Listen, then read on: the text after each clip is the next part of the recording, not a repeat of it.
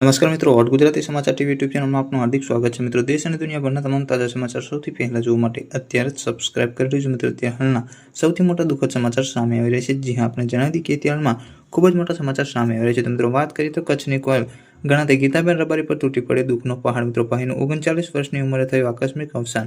પલની માહિતી વિડીયો મળતી રહેશે. વિડીયો ગમતો વિડીયોને લાઈક, ચેનલને સબસ્ક્રાઇબ કરવાનું ભૂલતા નહીં. તો ત્યારે હાલ મળતી માહિતી મુજબ આપણે જણાવી દઈએ કે કચ્છની કોયલ તરીકે જાણીતી ગીતાબેન રબારીને આજે કોઈ ઓળખની જરૂર નથી મિત્રો, કારણ કે આજે તેમનું નામ જ માત્ર તેમની એક કચ્છની ઓળખ બની ચૂકી છે. મિત્રો, જો કે હાલમાં તેમના પર દુઃખનો પહાડ તૂટી પડ્યો છે. તેમના ભાઈ મહેશભાઈ રબારીનું આકસ્મિક અવસાન થતાં તેઓ આઘાતમાં સપડાઈ ગયા છે. મિત્રો, વધુ માહિતી મુજબ આપણે જણાવી કે ખૂબ નિખાલસ, પ્રેમાળ વ્યક્તિ અને હંમેશા હસતો ચહેરો રાખનાર એવા કચ્છી કોયલ ગીતાબેન રબારીના મહેશભાઈ રબારીનું 39 વર્ષની વયે આકસ્મિક નિધન થતાં તેમના અને તેમના પરિવાર પર દુઃખનો પહાડ તૂટી પડ્યો છે. મિત્રો, વધુ માહિતી મુજબ આપણે જણાવી દઈએ કે ગીતાબેન મહેશભાઈ રબારી નિધન બાદ એક પોસ્ટ શેર કરી ચૂક્યા હતા. મિત્રો, જેમાં અનુસાર મહેશભાઈ રબારીનું 24 નવેમ્બરમાં અવસાન થયું છે.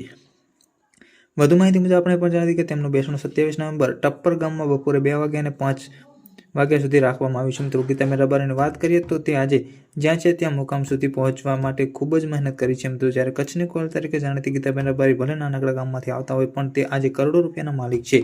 વધુ માહિતી મુજબ આપણે પણ જણાવી કે તેમને બાળપણથી જ ગીત ગાવાનો ખૂબ જ શોખ હતો. જ્યારે ગામમાં કોઈના લગ્ન હોય કે પછી કાર્યક્રમ હોય ત્યાં તે ગીત ગાતા હતા અને કચ્છના નાનકડા ગામથી ગીત ગાવાની શરૂઆત કરી હતી. ગીતાબેન રબારી આજે દેશ વિદેશમાં ગીતો અને લોકડાયરા માટે જાણીતા છે. મિત્રો, પલની માહિતી વિડીયો મળતી રહેશે. વિડીયો ગમતો વિડીયોને લાઈક, ચેનલ સબસ્ક્રાઇબ કરવાનું ભૂલતા નહીં. ધન્યવાદ.